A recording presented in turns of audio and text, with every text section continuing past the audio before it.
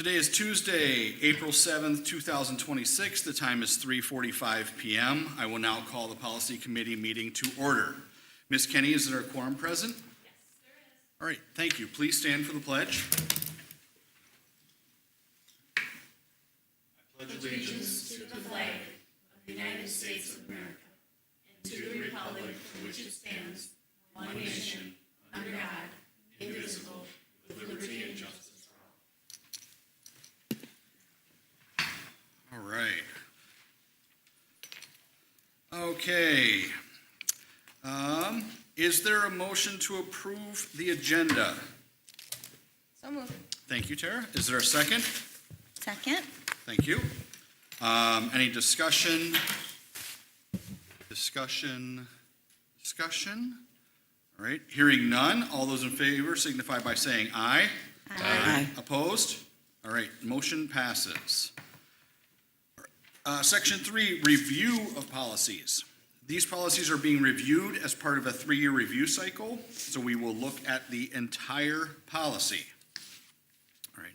Is there a motion to approve sending policy 608, instructional services, special education, to the school board with no changes? So move. Thank you. Is there a second? Second. All right.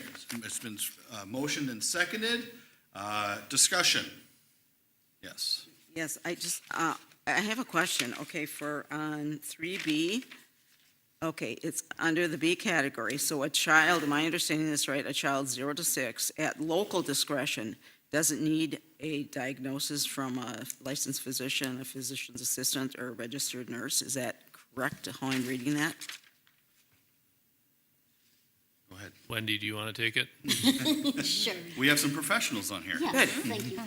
So for early childhood special education, Yeah. we have our own criteria that we use to qualify children as needing special education services. And we look at more of their development instead of a category at this age. So if, for 3 to 6, if they have 2 areas that we have concerns with, and those areas are more than 1.5 standard deviations from the mean, Yeah. it is qualifying scores for special education. Under the age of 3, we only need 1 developmental area to provide those services. Just to clarify too, because I actually had person when our youngest, she was having some problems when she was younger with speech and everything, and the professional said, don't label her. So is that a problem? So it doesn't stay there? No, with developmental delay, it is a category that sunsets when a child either, That's what I wanted to know. Yeah. Because I didn't want to label a No, child, and because no. I was told, and they were right, actually, because I was saying, oh, let's do this. Well, okay, thank you. okay, thank you.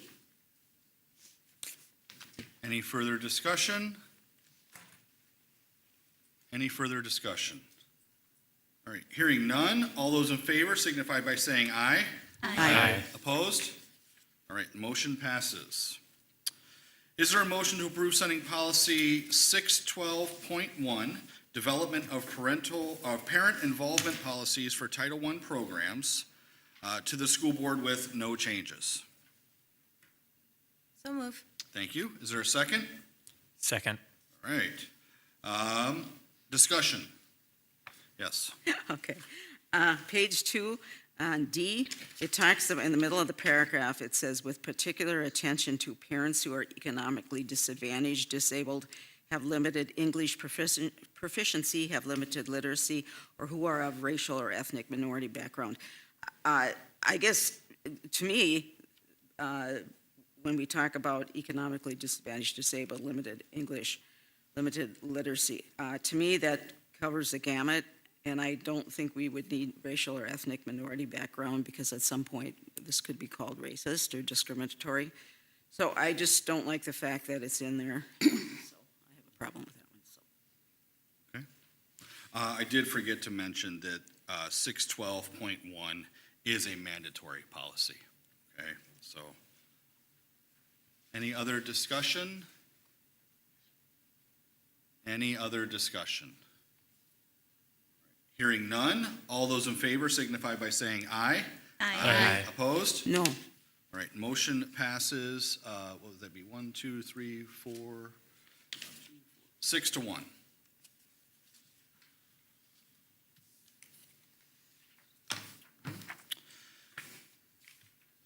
Is there a motion to approve sending policy 704.1, development and maintenance of an inventory of capital leases and software-based information technology agreements to the school board with no changes? So move. Thank you. Is there a second? Second. All right, I'll give that one to Tara, because she was on time.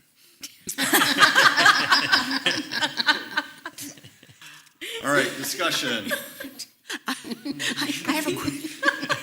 Yes. Okay, I just have a question. Page 3, under H, it talks about capital leases for furniture, machinery, and equipment that meet the $5,000 threshold. Anything under then is not recorded, correct? Because you'd be recording every little thing, and it would take too much paperwork, That is I'm correct, guessing. yes. Correct? Thank you. You'd be counting every single chair, every single pencil, every single table. That's what I thought. Yep. Any further discussion? Any further discussion? All right, hearing none. All those in favor signify by saying aye. Aye. Opposed? Motion passes. All right, that is the last of our review of policies. We will now move on to our revision of policies. So as a reminder, with the revision of the policies, we are only looking at the revisions, which are the red portions that have been provided in there, okay? Is there a motion to approve sending revisions to policy 427, workload limits for certain special education teachers, to the school board? So moved. Thank you. Is there a second? Second. All right. Discussion. So in this, once again, this is a mandatory policy. And the updates are in Article 2, Section B. It updates some information around indirect services. Any further discussion? Any further discussion? All right, hearing none. All those in favor signify by saying aye. Aye. Opposed? All right, motion passes. Is there a motion to approve sending revisions to policy 515, protection and privacy of pupil records, to the school board? So moved. Thank you. Is there a second? Second. All right. Discussion. So looking at 515, once again, this is a mandatory policy. And then the changes were in Article 6, B16. Yep. So just, since this is one of those that is over 10 pages, Yes, 6B 15. 15 would be on page, I think it's 36. 15, 36, yeah, 515-15. So you see down there the changes that have been made, and I believe those are, nope, on then 515-19. They actually just changed the title from Commissioner of Health to Commissioner of the Minnesota Department of Health. All right. Any further discussion? Any further discussion? All right, hearing none. All those in favor signify by saying aye. Aye. Opposed? All right, motion passes. Is there a motion to approve sending revision to policy 530, immunization records, to the school board? So moved. Thank you. Is there a second? Second. All right. Discussion. So looking at this one, MSBA updates Article 6B to reflect the Minnesota Health and Human Services guidance, and resources have been added. So 6B starts at the bottom of page 66. You see some information has been added and some information has been redacted. And then resources have been added as well. Any further discussion? Mr. Chair, I'd really like to know what the exceptions are, but I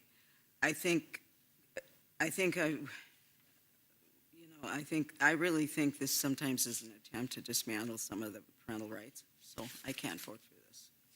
So thank you, that's all I'll say. Any further discussion? All right, hearing none. All those in favor signify by saying aye. Aye. Opposed? No, All right, motion passes 6-1.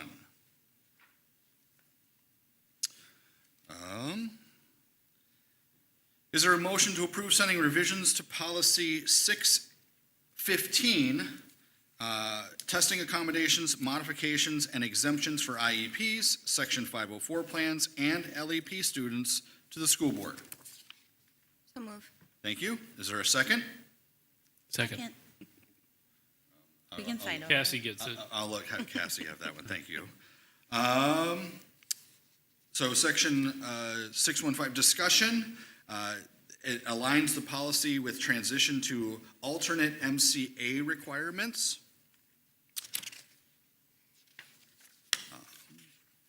So you can see there's been quite a lot of changes to meet up with the new and modified MCA requirements.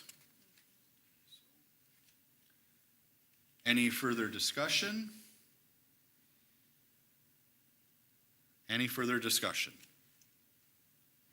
Hearing none. All those in favor signify by saying aye. Aye. Opposed? Motion passes. Is there a motion to approve sending revisions to policy 618, assessment of student achievement, to the school board? So moved. Thank you. Is there a second? Second. All right, thank you, Wendy. Discussion. Mr. Chair, Yes. on page 2, under G, why are they adding health? I'm just curious. Locally developed health, academic standards and health apply. Does So this have to they're do adding, with- they're adding health due to the fact that health standards are being developed by the state and will be implemented, but they're then allowing schools to work under local standards until those standards come into place. Historically, we've never had health Yeah. standards put out by MDE, so that's why it's being put in Yeah. there, because they're developing them right now. I wish they would have waited. So, because, okay, and then on 3, page 3, 2D, it said, okay, science assessments, it said in the grades 6 through 8 span and life science assessment in the grades 9 through 12 span. A passing score in the high school science assessment is not a condition of receiving a diploma. So if you don't pass it, you still receive, what happens You still receive your diploma. then? Okay. We're getting a request from our tech department to make sure we're speaking into our mic when we get a chance. Oh. Okay. Yeah. Okay. Any further discussion? Any further discussion? All right, hearing none. All those in favor signify by saying aye. Aye. Opposed? No. Motion passes 6-1.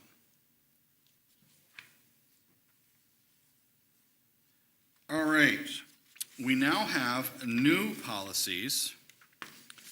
So we're going to hear of a new policy now. Oops. So is there a motion to approve sending new policy 625 to the school board? This policy is titled Responsible Use of Artificial Intelligence. So move. Thank you. Is there a second? Second. All right, thank you. We have Mr. Mike Birding, who is our tech director, who is available for questions. This is a new policy, just to give everyone a little bit of information. Schools have been asking for a while for some type of artificial intelligence policy for school districts to have. The state was reluctant at first to do this. We've been asking for, I would say, a couple years now. There are very few states that have one of these, so this is this is the state's first attempt at creating an artificial intelligence policy. Mike is here not necessarily to go through this all, because I will tell you, if I'm just being honest, there's a lot in here that I don't understand. But he's here to answer any questions that you have or anything that popped out that you're like, wow, I really don't understand what that means when it says that. Okay? So let's just kind of go through section by section here. So looking at the first page, the purpose and the general statements of policy. Does anybody have any questions with the purpose or the general statements of policy that goes section 2A through I3?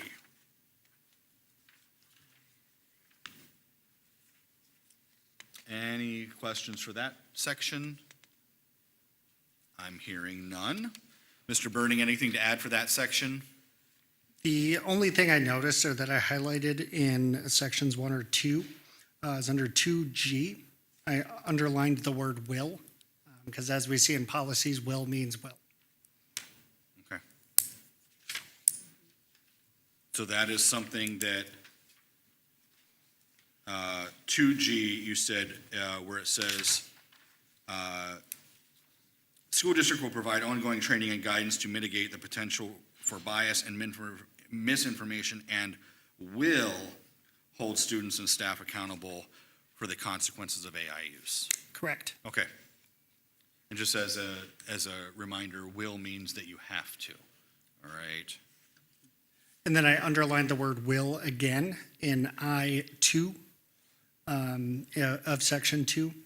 And the reason I did that is because I was interested in why the model policy said grades 6 through 8, ... will be addressed, but will is not identified in 1 or 3. Okay, So that was just one thing I noticed. all right. I do want to remind the committee that at this point, this is not a mandatory policy. And if we want to take more time, we can also take more time to look at this as well. This was released back at the beginning of March or February. I think it was the end of February. end of February, yeah, end of February, beginning of March. So we've had this for about 4 to 5 weeks now. All right, section 3 is definitions. Sorry, I have a question on Yes. grades 6 through 8. What is the process of teaching digital citizenship? That was kind of my question too, like where are we putting these skills in to make sure they're being covered, I guess? I think that's a really good question. I think we need to probably, that would be something that we would want to discuss with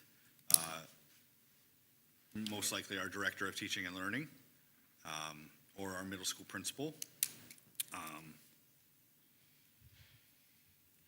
Cassie, where was that? Section 2, I2. Yep. Yep. So I did write that question down, all right? Because if we're not, I mean, I think as a parent of a middle schooler, I think that would be wonderful. Well, and I think a lot of people talk about it and it's brought up in classes, but if it's something that, you know, will or must be addressed in a certain way, we need to make sure that it's the same across the board and that people know what they're supposed to be addressing and who's taking care of that. You know what I mean? Yeah, okay. Any other questions through section 2?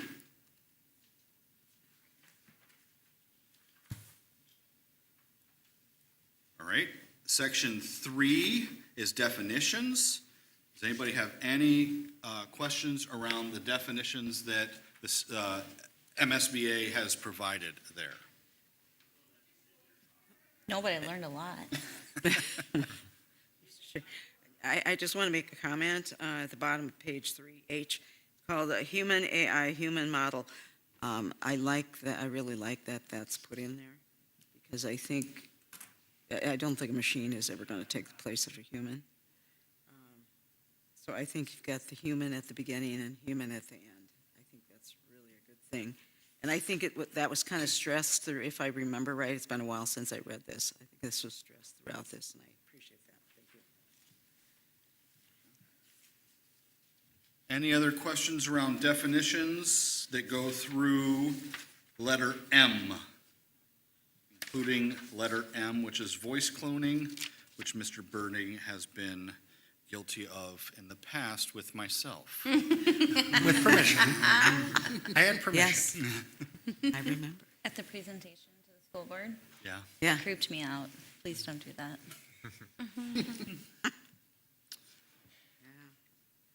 All right, hearing none, then section 4, equitable access to AI technology. Any questions on that? This is one that Mr. Birding and I talked about, that it's because we provide devices for students and we don't necessarily, depending on age level, limit access that they have. We didn't really think that this was going to be that much of a concern. But it would be more around the training piece of it, so. Any questions for that section 4? My only question that I would have as the policy committee reads through this policy again is the provision of resources. So A in that section, provide necessary devices, internet connectivity, and assistive technologies to students and staff who need them.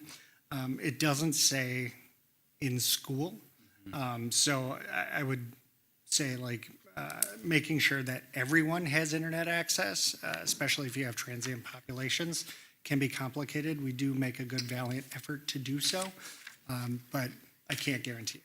So. Okay. I think that's a good distinction, whether it's in school or outside of school. So. Anything else then for section 3? Or excuse me, 4, section 4? All right, moving on, section 5, curriculum integration and AI literacy. Questions? Mr. Chair? Yep. For C, I really I did like that students will indicate AI use on assignments. So I think that's a good thing. So I was happy to see that. So silly question. What if a student doesn't indicate they're using AI on their assignments? Is there a process in which the teacher or staff member verifies that? So then I think what we would look at is, it would potentially then fall under cheating. So we would then follow those procedures that are outlined in the student handbooks, depending on what the instructor and what the administration says at that time. So do you add the other cheating policy somewhere within? See that, I don't. Or cross-reference? Yeah, I'd have to look at that one. Well, I guess I misspoke. There's not a cheating policy. Okay. There's a cheating practice that's based on our handbooks.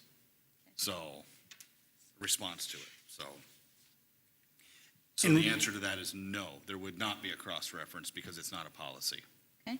All right. One of the other things that we do within there when we have these conversations or when we do training is kind of some sentence starters that we will give to teachers that say, if you see this behavior, let's say a jump in academic language that you wouldn't expect, here's how you're going to respond to that.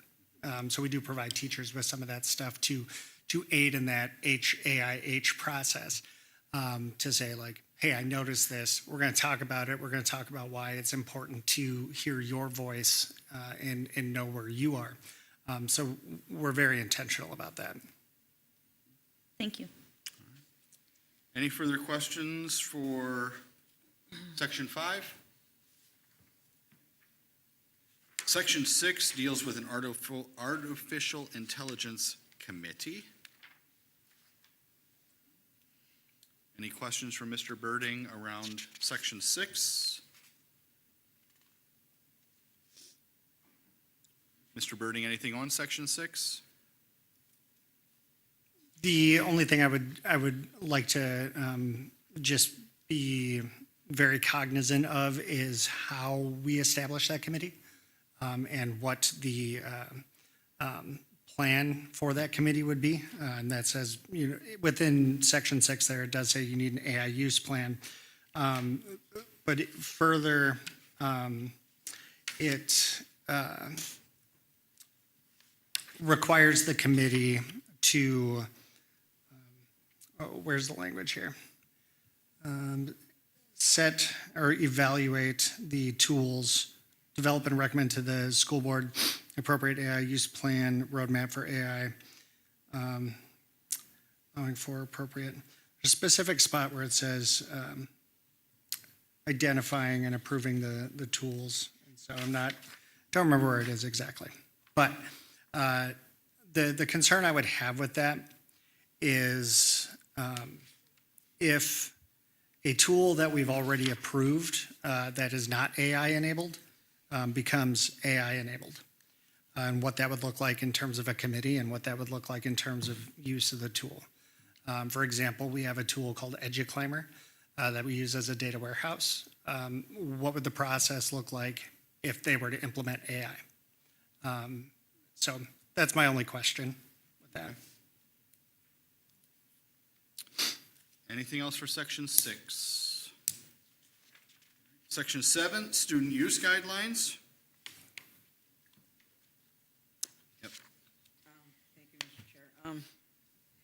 Chair. I guess this goes along with kind of like the cheating thing that we talk, the students, you know, potentially using AI, they can cheat. Is there maybe you answered this, is there a way for teachers to tell if, I know way back when I was getting the doctorate, my professor happened to tell all the students that if you ever download anything like that, she said, I have ways to find out. And so I'm wondering, was she using that? So I'm assuming there are tools out there that can do that, but it's not, you still have to have the human factor in there, because they know how the student, for instance, when you read enough student papers, you know how they write. And if they deviate a little bit, you say, wait a minute, something's going on here. So, but are there basically tools out there for, I think there are, I just wanted to make sure. Yes, there You'd are. have to use the human There are aspect of it. tools. I would always hesitate a little bit just to make sure that those tools aren't the arbiter of what the kid receives as a grade. Because of course you want to make sure that there's that human interaction there. Correct.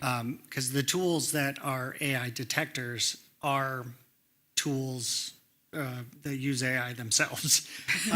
And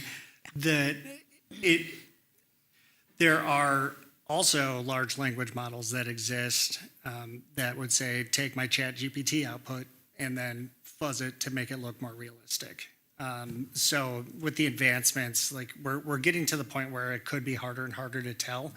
And then as people who are wanting to cheat could eventually do is just engage in the prompt that gets it to look like they wrote it. I mean, that is something that could happen, which is why, as I mentioned earlier, we fall back on that conversation piece. Because when we look at what we're trying to do here, as a school district, if I want you to learn, I need to make sure that what I'm seeing is yours. And really reinforcing that. And then also looking into ways to mitigate or create AI resistant assignments, right? Like we have those conversations about here's what we can do so you can make it so that AI would be impossible to use or really, really difficult to the point where they wouldn't want to use it. So. Thank you. Section 8, staff use guidelines. Any questions?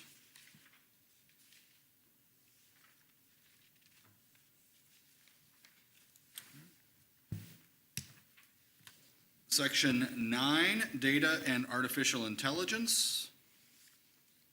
I guess, Mr. Birding, did you have anything for the staff side of it? I apologize, I skipped over you there. No. Okay. Section 9. Mr. Birding, anything in section 9? No. Okay. Move on to 10, AI vendor agreements and licensing. Any questions? Anything to add, Mr. Birding, for section 10?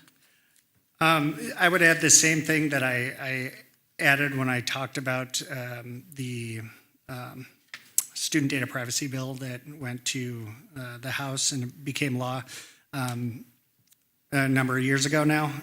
One of the things that I would love to see here is state guidance in what these vendor agreements and licenses should look like.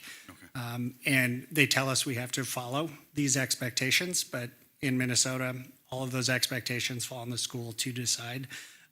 So if we had anything that was kind of standard, which we have our own here that we developed, that we send off, but it'd be nice to have some backing in there as well. I do have a question. Yes. Do we look at the amount of energy the different AI programs use? Is that taken into consideration when we're looking at having students at a certain grade level develop and use AI? Are you talking like actual forms of energy, like water and electricity? Okay. Yes. The issue that we'll run into with that ultimately boils down to a political one. So I would make the recommendation of not, taking kind of a neutral stance, providing folks with both sides of the information. In the policy, I don't know if that would be completely necessary, but I do know that it can become a heated argument very quickly. It's a good question, though. Well, if we're comparing which Yeah. one to use, and we can find something that Yeah. is beneficial to the students, but yet energy neutral or Sure. less than others, that would be something I would consider. Section 11, AI and records retention.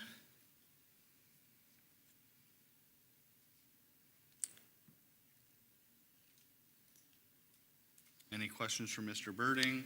Mr. Birding, I think if you and I talked, one of the questions we had was, we don't know where some of this is stored, correct? That's true. So this could be one of those pieces, like, I personally use ChatGPT, so I have a lot of my writings in ChatGPT, where I either upload something or I'll just write it in there and then I have it do it. That's not stored on our local servers or on our cloud through Google. So if that was part of, and I'm probably damaging myself here, but if that was part of a data request, I don't know how we would pull something like that because it's not, we don't have access to it. Does that make sense? Yeah, and I would say that if we were to move forward with the policy as written and we were to have that committee and then go through the vendor agreements and licensing, one of the things that I would recommend be on that agreement is some sort of admin workflow to be able to have that retention. For instance, we do subscribe to Google Workspace for education. I don't remember which tier we have of it, but with that, we do get access to Gemini. Anything that goes into Gemini using a school account, I can pull from our retention. So we do have an admin-facing platform for that. So I would look for that, again, into the agreements and licensing for any approved tools. But again, if you do something off on your own and pass it off as word of the district or the building or someone else, I might not have access to it. All right, section 12, reporting AI-related concerns, misuse, and incidents. Any questions for Mr. Birding or anything, Mr. Birding, to add for that section?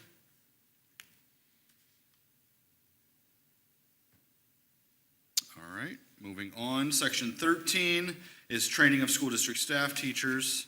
I don't think this is one that we already do this, so,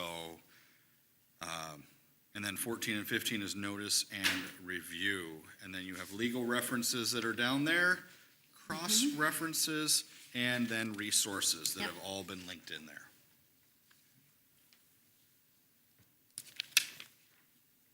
So that's a little bit of a long one there.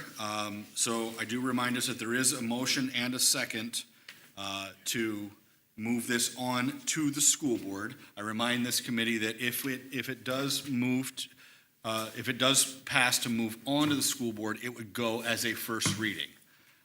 At that first reading, I may ask for the school board, depending on how some of the answers come from this or how some of the school board members respond, I may ask for them to take a look at it and potentially kick it back to this committee if they have large concerns with it. Yep. Okay? So I just want you to be aware that we may see this come back, and it may have to go through legal and stuff like that. So with that being said, is there any further discussion? I just Yes. has it gone through legal already?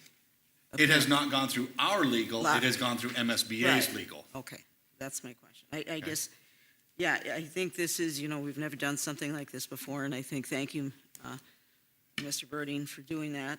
And I get, we really need some guidelines. I do like the fact that it's human, AI human. I think that's really important because the ultimate goal of AI is to dehumanize, I think, and ultimately become God. But what we have to do, we have it now, we have to have guidelines for it. And I think it's important. So thank you for the work that you did. Any further discussion, final call? Tara? Is it a good idea to send this forward as a first reading so we can get some more insight from more people before we answer the questions that we It kinda will come up with? automatically go as a first reading, Perfect. yeah. So Because it's a Ken- new policy, so it will automatically go to the board as a first reading. So they'll have at least 2 months to look at it before it goes to a second reading. And then we'll have a chance to get these answered before it would go through? Yeah, what I would say is that those were questions that were brought up at this group. Okay. If we decide to move it forward with those questions still unanswered, then I will move forward with answering those questions and let the board know these were questions that the policy committee had. They still chose to move it forward to the school board, but here are the answers to those questions. Okay. 'Cause I think it could obviously move forward. This would just be the piece that we would have to focus on after it was implemented with that piece of it, so that makes sense. Okay. Nope, we're good. Any further discussion? Final call. All right, hearing none. All those in favor signify by saying aye. Aye. Opposed? All right, motion passes. Thank you, Mr. Birding. All right, moving forward, section 4, our next meeting will be June 2nd, 2026. We're going to forego the May meeting because we are so far ahead in our review cycle that there's no, if we did meet in May, we probably wouldn't have to meet again until like September. So I'm trying to space it out a little bit then. So our next meeting will be June 2nd, 3:45 PM here in this room. There are no more items to discuss. Is there a motion to adjourn the meeting? So moved. All right. Thank you, Wendy. Is there a second? Second. All right. Discussion. All those in favor signify by saying aye. Aye. Opposed? All right, we are adjourned.